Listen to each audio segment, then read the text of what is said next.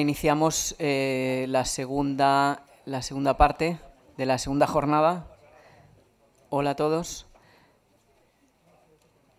Bueno, gracias a Federalistas de Esquerra, soy Manel Manchón, trabajo en Metrópoli y os sigo desde hace mucho tiempo y colaboro con vosotros, o sea que encantado de volverlo a hacer este año. Empezamos hoy, ahora mismo, esta segunda parte de la jornada con un debate sobre la cooperación, colaboración versus competencia, la gestión de lo colectivo versus gestión de lo diferencial. En realidad casi realmente la clave de lo que estamos hablando en este congreso.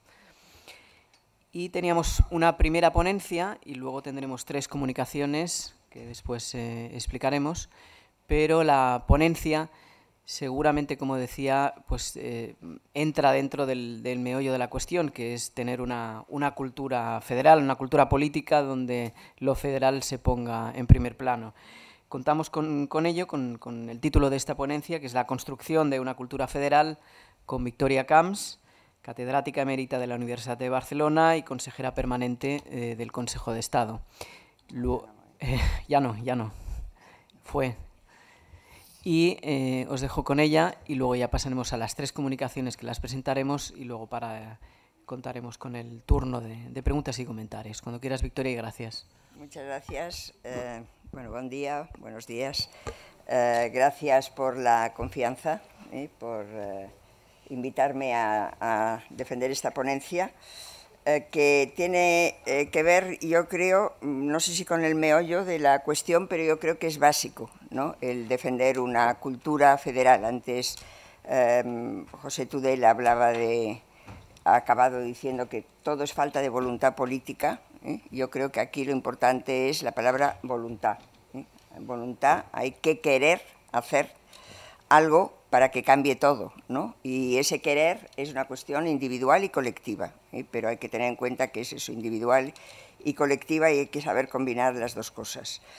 Yo voy a intentar explicar qué es una cultura federal, por qué es tan importante la cultura federal para que el Estado de las autonomías vaya evolucionando hacia un Estado federal más real, aunque no hay modelos, ¿verdad?, de federalismo, ¿no?, pero hacia un modelo que nos parezca que está más de acuerdo con lo que significa la palabra federal. Y luego intentaré, no sé cómo decirlo, decir qué habría que corregir o hacer alguna recomendación para el cambio de actitudes, sobre todo, ¿no? Porque yo voy a hablar de ética. Yo creo que pasar a una cultura federal o hablar de cultura federal es hablar de un cambio en el ethos, en la manera de ser de las personas, ¿no? Especialmente los representantes políticos, ¿no?, que son los que mueven estas cosas, ¿no? Pero es eso, es cambiar las costumbres, las mores, ¿no? Por lo tanto, estamos en el terreno de la ética, sobre todo, ¿no?, que es un presupuesto para que la política funcione, para que la democracia funcione. Un demos sin ethos, sin un ethos común, sin un conjunto de valores comunes compartidos por todos, y que eso suponga que la gente tiene una manera de hacer las cosas también en función de esos objetivos comunes, el demos no funciona, el demos no está cohesionado, no funciona. Voy a empezar con lo que dice la Declaración de Granada del PSOE del año 2013. El título es Hacia una estructura federal del Estado, y en la declaración, en la propuesta 11ª, hay 14 propuestas, habla explícitamente de incorporar a la gobernación de España los principios e instrumentos federales de lealtad y colaboración. Utiliza esos dos conceptos. Lealtad significa respeto a la ley.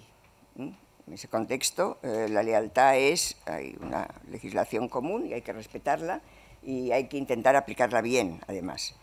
Y colaboración significa, pues, laborar conjuntamente, es decir, un trabajo conjunto, ¿no? Por lo tanto, de lo que se trata, dice la misma Declaración de Granada, es de corregir la ausencia de una cultura de colaboración intergubernamental incluyendo en la Constitución los principios de lealtad federal y la colaboración. Una cosa en la que voy a repetir bastante es que es verdad que un cambio de actitudes, un cambio de cultura, presupone un cierto cambio legislativo, jurídico, pero la cultura no cambia solo con el cambio legislativo jurídico. Esto me parece fundamental tenerlo en cuenta, ¿no? Este cambio hacia una lealtad y colaboración significa tener en cuenta unos intereses generales. También aquí hay otra idea, yo creo muy importante, que es un fallo de las democracias actuales, no solo de los estados federales, digamos. El no tener en consideración, el no trabajar suficientemente por el objetivo de unos bienes comunes, un bien común, unos intereses generales, ¿no? Esta idea del interés general, yo hace muchos años con Salvador Giner escribimos un librito sobre el interés común. Ya entonces lo que motivó aquel escrito era el decir es que la democracia no es solo un procedimiento para tomar buenas decisiones, no solo son unas reglas de procedimiento, no solo son unos principios, unos derechos fundamentales. Esos derechos fundamentales deben proyectarse en un bien común que va cambiando según las necesidades de cada época, ¿no? Luego explicaré un poco más cómo se puede concretar esto. También dice la Declaración de Granada que para conseguir esa cultura de la colaboración, hay que institucionalizar determinados órganos e instrumentos, como la Conferencia de Presidentes, las conferencias sectoriales, las colaboraciones entre comunidades autónomas o entre el gobierno del Estado y las comunidades autónomas, que ya existen pero que no funcionan del todo bien, ¿no? Y por lo tanto hay que hacer ese cambio. Bien, todo esto yo diría, de entrada, una cosa que hemos dicho mucho y que hemos repetido mucho en esos foros de federalistas, está implícito en la palabra federar. Federar significa unir lo que es diferente. El federalismo es necesario tanto para afirmar determinadas diferencias como para gestionar conflictos comunes, y se supone la mejor forma de organización territorial para gestionar esos conflictos con eficacia y eficiencia. Por lo tanto, en principio, y esto no lo voy ahora a desarrollar ni a discutir, pero tiene que ver también con un tema que dentro de federalistas hemos discutido, el federalismo no sería ni de derechas ni de izquierdas, es la mejor forma de gestionar conflictos comunes, con eficacia y eficiencia. Otra cosa es que eso lo promuevan las izquierdas más que las derechas, ¿no? Pero en principio la gestión es mejor porque cada vez los problemas más graves son problemas que necesitan la colaboración de todos, ¿no? Por lo tanto, los elementos que configuran un Estado federal son, por una parte, la autonomía de los distintos territorios, pero por otra parte la integración, ¿no? En España tenemos un error de principio, y antes Pepe Tudela lo decía, ¿no? El Estado de las Autonomías no nació para integrar, sino para descentralizar. Lo cual, en lugar de fomentar el espíritu de colaboración y de lealtad, fomentó la competencia entre comunidades, ¿no? Al distribuir competencias como una de las cuestiones fundamentales, ¿no? Y además muchas competencias, ¿no? Mucha descentralización, eso tuvo un aspecto, yo creo, positivo, que es que es la competencia, valga la redundancia, por tener la mejor autonomía, las mejores ciudades, es decir, ahí hubo una lucha buena, positiva. Pero, por otra parte, no dejó de ser una lucha por el poder, y por tener todo el poder posible, ¿no? Especialmente por parte de las comunidades con identidades más fuertes y con mayor sentimiento de diferencia, ¿no? Y aquí hay una una cuestión en la que Pepe ha insistido bastante y que yo no sé cómo se puede corregir, ¿no? Esta idea de principio de que en Cataluña y el País Vasco somos distintos, somos desiguales y por lo tanto esa desigualdad hay que mantenerla, ¿no? No habría que hablar de desigualdad para empezar, ¿no? Pero si hablamos de reconocimiento de las diferencias, de alguna forma la palabra desigualdad está implícita, ¿no? Y ahí hay algo que hay que cambiar, habría que cambiar, ¿no? Que digamos, yo no diría error, pero esa desviación de principio, ¿no? Lo importante era descentralizar y por lo tanto separar, distinguir, ¿no?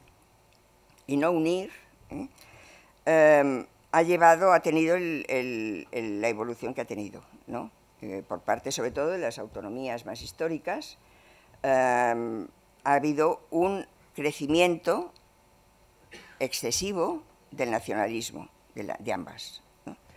El Plan Ibarretxe, el Estatut de Cataluña, y hay que llegar a una evidencia, ¿no? Federalismo y nacionalismo, también lo decías, son realidades antitéticas, ¿no? No se pueden unir, no se pueden casar, ¿no? El nacionalismo es incluso la opción confederal, que se propone muchas veces para Europa, tiene ese fallo de entrada. O sea, las naciones europeas son demasiado naciones, ¿no? Tienen un sentimiento nacional excesivo para conseguir que se pueda hablar a ciertos propósitos de proyectos comunes, ¿no? Y que no tire cada una por su lado y a su favor. Hay quien distingue entre un federalismo territorial y un federalismo multinacional, ¿no? Federalismo territorial sería el de Estados Unidos y el de Suiza, por ejemplo, ¿no? Yo diría que son los más auténticos, pero no sé si la palabra autenticidad quizá acertada o no, quizá no. En cambio, el federalismo multinacional es el del Reino Unido, es el de Bélgica, es el de Cataluña, ¿no? ¿Cuál es el problema? Que la ambición nacionalista, esto lo decía también muy bien, lo ha dicho siempre Stephen Dion, es infinita, ¿no?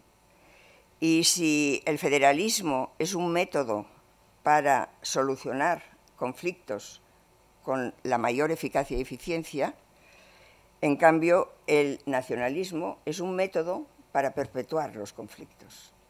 Porque si se acaba el conflicto, se acaba el nacionalismo. O sea, se acaba la nación. Si desaparece el conflicto, desaparece la nación. Por lo tanto, yo creo que aquí tenemos una cosa positiva, que es que incluso los independentistas están dejando de hablar de nacionalismo.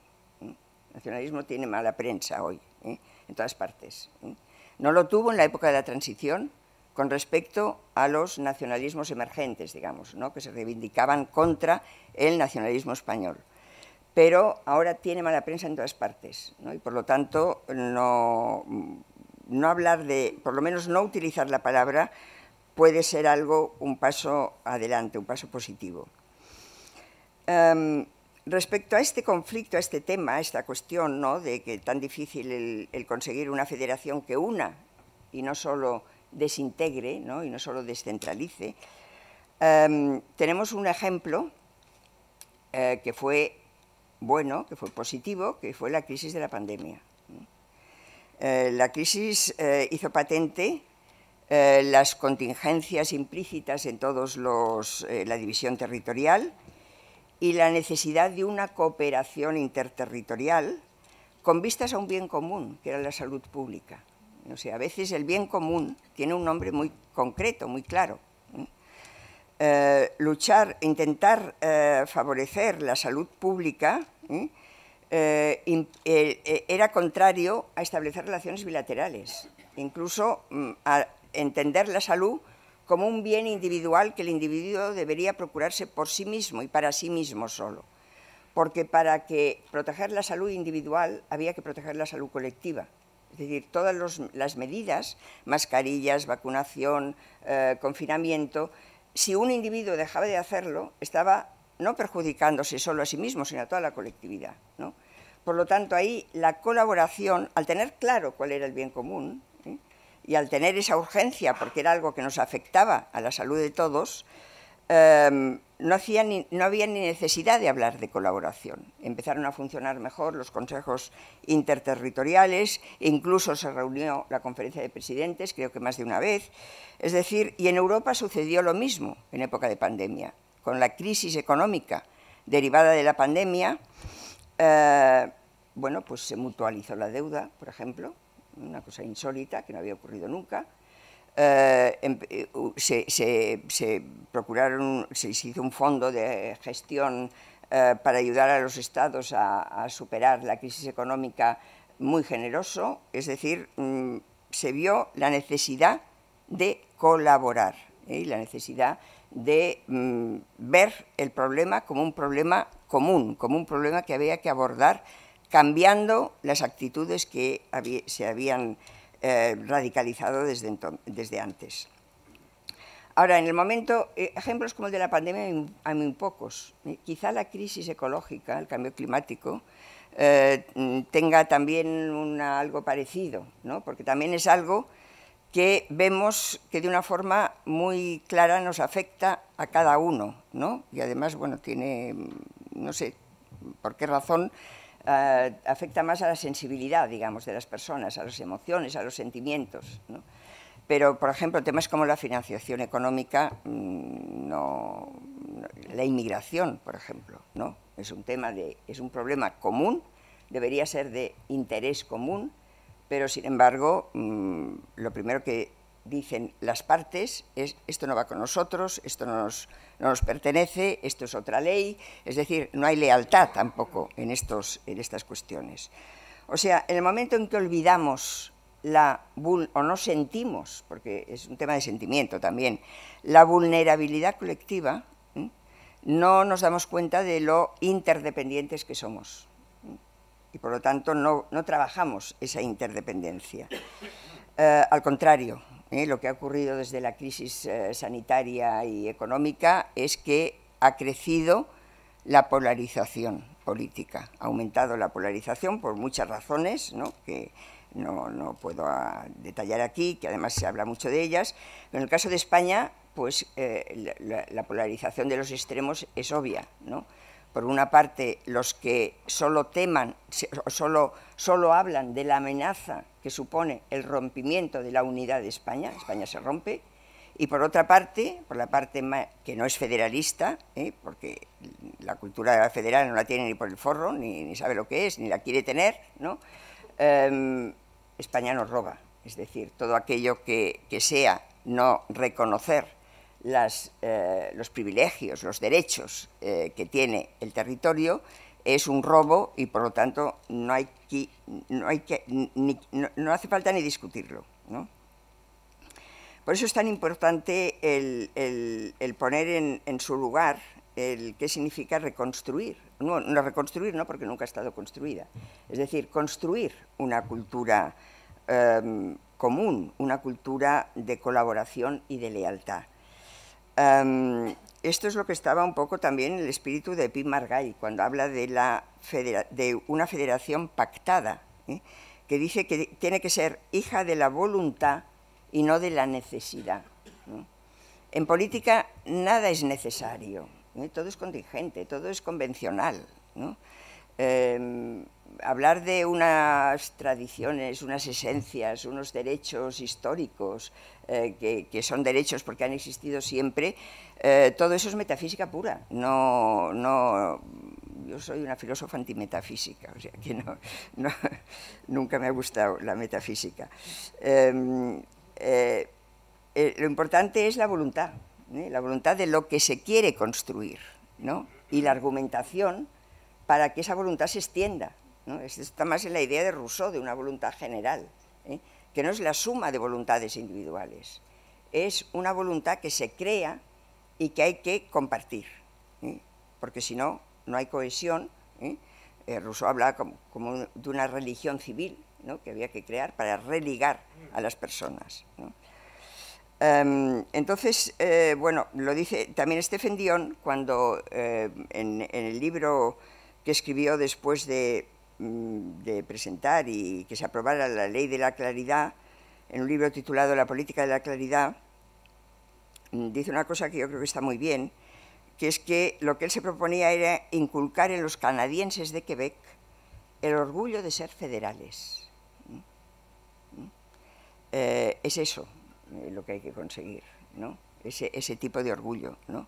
Si empezamos con el orgullo de ser diferentes, no habrá nada que nos una, ¿no?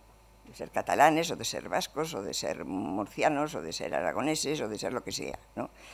En cambio, el orgullo de ser federales, y la palabra federal, si no se entiende mucho, pues mejor, ¿no? Lo que pasa es que también nosotros tenemos, claro, no podemos decir el orgullo de ser españoles, ¿no? Porque eso ya de entrada no funciona, ¿no?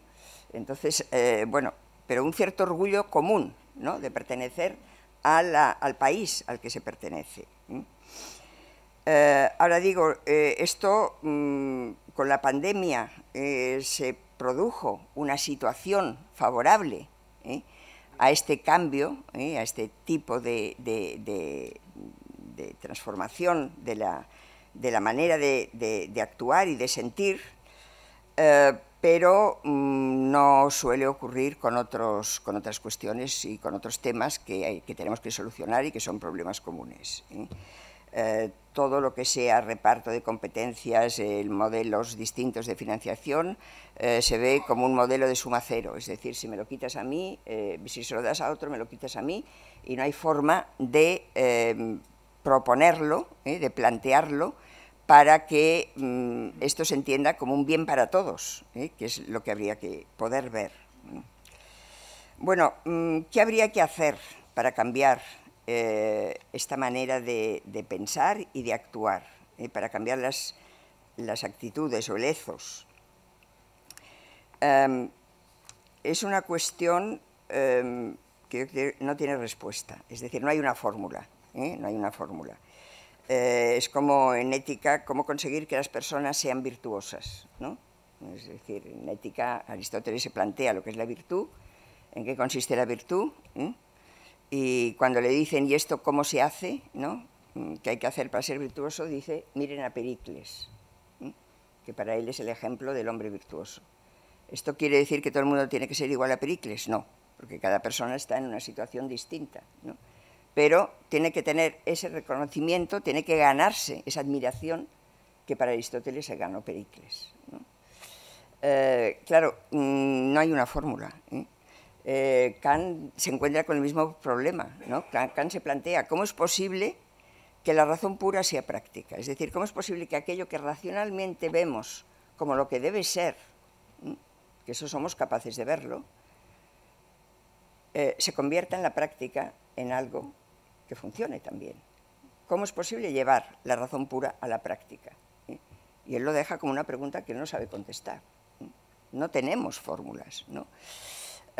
Por eso yo pienso que cuando hablamos de que habría que tener otro modelo de Estado federal, yo me pregunto si lo importante es tener un modelo o lo importante es, o sea, viéndolo desde el terreno solo de la ética, tener un modelo de lo que sería una sociedad buena es imposible. Y si queremos tenerlo, es una utopía y es nefasto. Es decir, no deberíamos guiarnos por los parámetros de una utopía cerrada, digamos, porque eso no ha funcionado bien nunca, ni puede funcionar ni debe funcionar. La mejor forma de ir cambiando hacia una sociedad mejor es caer en la cuenta, reflexionar sobre aquello que se está haciendo mal, aquellos déficits que tenemos, ¿no? Aquello que no funciona porque es un desorden, ¿no? Porque no está ordenado, porque hay que ordenarlo de otra forma, ¿no? Pero ver dónde está el mal y no cuál es el bien que habría que imponer, ¿no? Porque eso es imposible. Tres cosas, ¿no? Tres ideas, ¿no? para acabar y para, en fin, para cerrar esta cuestión. Primero de todo, partir de la convicción de que los cambios legislativos y los cambios institucionales son un primer paso solo, son una solución necesaria, pero no suficiente. Esto lo dice muy bien Miquel Caminal en un libro que se llama El federalismo pluralista. Dice, el federalismo no es solo un diseño jurídico constitucional, es una cultura política necesaria para la vida y el desarrollo de las federaciones. Es una cultura, el federalismo, ¿no? Y dice, añade, la voluntad federal es vital para la permanencia y estabilidad de las federaciones. La voluntad federal. Queremos ser federales, ¿no? ¿Qué quiere decir queremos ser federales? ¿Cómo trasladar esa voluntad a la práctica? Decir que los cambios legislativos son necesarios, pero no suficientes, no implica eliminarlos del todo. Es decir, pongamos el ejemplo del Senado, ¿no? Que es uno de los temas que siempre aparece, ¿no? Hay que cambiarlo, hay que transformarlo en una cámara realmente de representación y de participación de las comunidades, ¿no?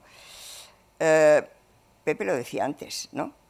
El Senado actual podría funcionar en ese sentido si quisiéramos que funcionara, ¿no? Pero no queremos. Es decir, no quieren los representantes políticos que funcione. No existe esa cultura. No, pero ¿por qué no existe? ¿Cuál es el argumento para decir que no existe?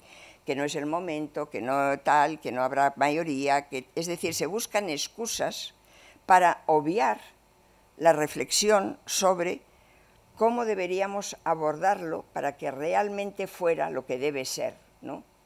Cómo deberíamos cambiar nosotros, porque en realidad es un cambio en las personas, ¿no? Claro, el modelo es verdad, el modelo que se propone, porque lo tenemos más cerca y porque parece que el Bundesrat alemán realmente consigue ese, a mí la palabra me gusta mucho, el Bundestreue, ¿no? Que se traduce además por comportamiento federal amistoso. Claro, hablar de comportamiento federal amistoso, teniendo en cuenta lo que es el Parlamento hoy, es surrealista, ¿no? Pero, bueno, pues es el paradigma, el modelo alemán del Estado federal cooperativo.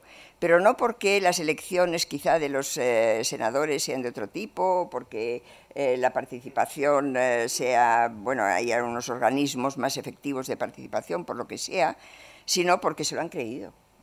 Se lo han creído que debe ser así y por eso funciona, ¿no? Si no existe esa creencia, ya se puede hacer lo que sea, ¿no? Que el comportamiento nunca será amistoso. Y utilizo la palabra amistad también en el sentido aristotélico, ¿no? Que Aristóteles decía, hablaba de la amistad cívica como algo fundamental para que la ciudad, la polis, no funcionara. Otro punto que yo creo que es importante corregir es esa concepción de la igualdad. O sea, yo creo que una cultura federal distinta, una cultura federal real, ¿no? Es una cultura que tiene que revisar también cómo entendemos hoy la libertad, la igualdad y la fraternidad. Es verdad que hoy tenemos una concepción muy individualista de libertad. Muy individualista de libertad, y eso se vio también en los momentos más disonantes en esa colaboración de la pandemia, ¿no? Cuando, por ejemplo, la Comunidad de Madrid pues, decía que los espacios de ocio por la noche deberían ser abiertos a todo el mundo, que el confinamiento era una tontería y cuestiones de este tipo, ¿no? Es una concepción de la libertad puramente negativa, ¿no? Yo puedo hacer todo aquello que me permite la ley, estrictamente, ¿no? Y no es la concepción de libertad como autorrealización, ¿no? Como que tiene que ver también pues, con el comportamiento común, con el colaborar con una empresa común.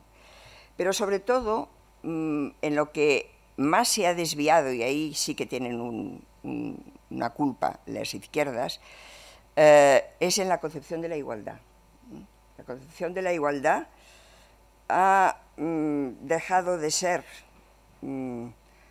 entendida como la igualdad ha dejado de ser entendida como una redistribución de la riqueza para ir avanzando en ese sentido, ¿no? Porque según las necesidades de cada época hay que ir ampliando el estado de bienestar y adaptándolo a las nuevas necesidades, para significar reconocimiento de identidades, ¿no? O sea, la igualdad, esto lo explica muy bien Luigi Ferrajoli en un manifiesto por la igualdad, donde dice: hoy queremos ver la igualdad más como reconocimiento de identidades distintas. Todas las identidades son iguales, ¿no? Pero es reconocimiento de diferencias, ¿no? Que como distribución de bienes básicos, materiales, ¿no? Los bienes fundamentales, ¿no? Claro, esto, por ejemplo, no tiene nada que ver con, para hablar ya de nuestros ancestros en una cultura federal, como podría ser Rovira y Virgili, cuando habla de las identidades como círculos concéntricos, ¿no? Todos tenemos muchas identidades, pero no son identidades excluyentes. Las identidades tal como las concebimos hoy, todas son excluyentes, ¿no? No hay una identidad federal en España, ¿no?, que englobe las identidades territoriales, las distintas identidades territoriales. Ese círculo concéntrico no existe, ¿no? Lo que no se puede obviar, ¿no?, y aquí entra el problema del no somos iguales, es que hay unas diferencias que hay que reconocer, ¿no? Eso no lo podemos evitar tampoco, ¿no? Entonces, ¿cómo conseguimos equilibrar las dos cosas, ¿no? ¿Cómo conseguimos no dejar de reivindicar ciertas diferencias, pero al mismo tiempo que eso no vaya solo en detrimento de no reconocer aquello que es común, aquello que nos debe unir? John Rawls, que es uno de los teóricos de la justicia, bueno, el teórico de la justicia contemporáneo, yo creo más importante, habla de la necesidad de llegar a pactos, a consensos, overlapping consensus, dice él, consensos donde las posturas de unos y otros se solapen, ¿no?, entrecruzados, traducimos. ¿Qué quiere decir? Que intentemos evitar posturas ideológicas, posturas doctrinales de entrada, que son con las que vamos a cualquier pacto, ¿no? Por ejemplo, lo de la financiación singular, ¿no? No podemos hablar de concierto porque está mal visto y porque no se aceptará, pero decimos singularidad. ¿Por qué no decimos una financiación equitativa? Una financiación equitativa es diferente, porque tiene en cuenta las necesidades, las diferencias insulares, por ejemplo, también, ¿no?, y distintas diferencias.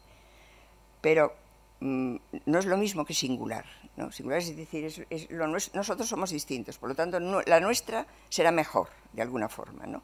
Si vamos con esa ideología de entrada, el consenso nunca será entrecruzado, porque de entrada se rechaza lo primero que ponemos sobre la mesa, ¿no?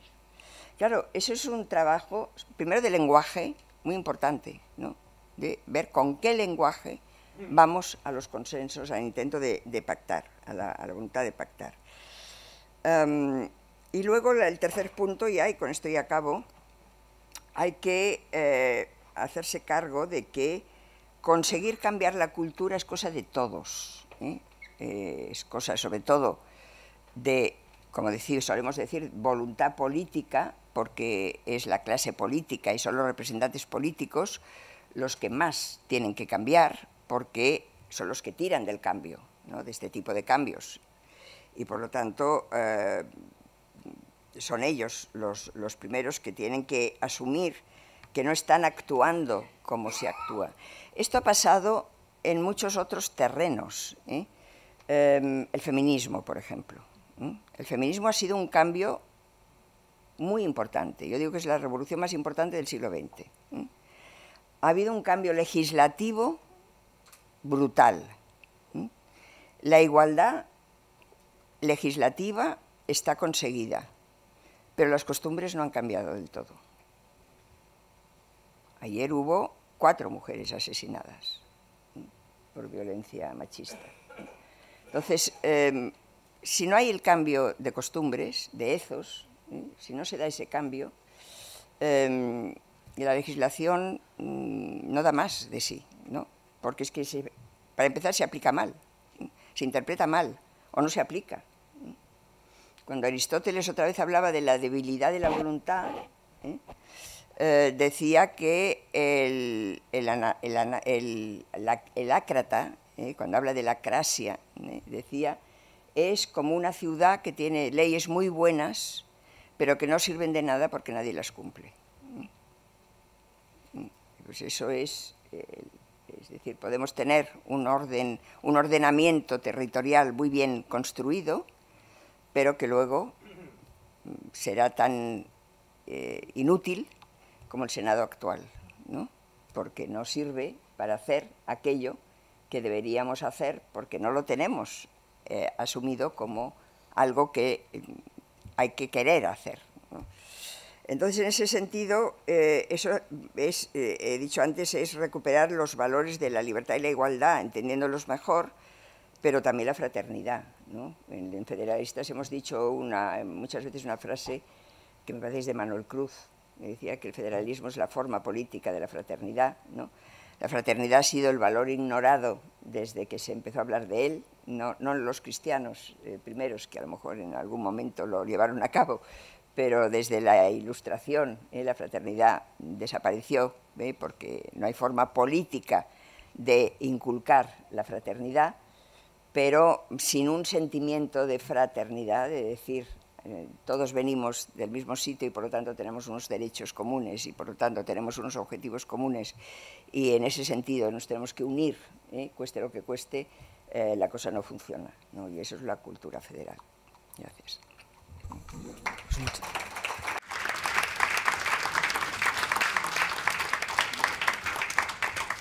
Pues muchas gracias, Victoria.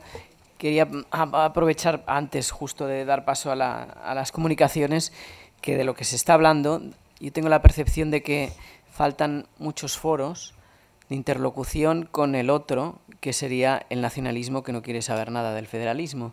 Y entonces a veces lo que hay son como foros donde cada uno va a escuchar más o menos lo que está predispuesto, ¿no? Y la falta de esa interconexión con el otro hace que sea imposible que permeabilicen algunos discursos. También igual los de ellos respecto a, por ejemplo, a los federalistas, ¿no? Pero que yo creo que eso habría que animar a intentar hacer foros de interlocución con el otro, porque si no es imposible avanzar, ¿no?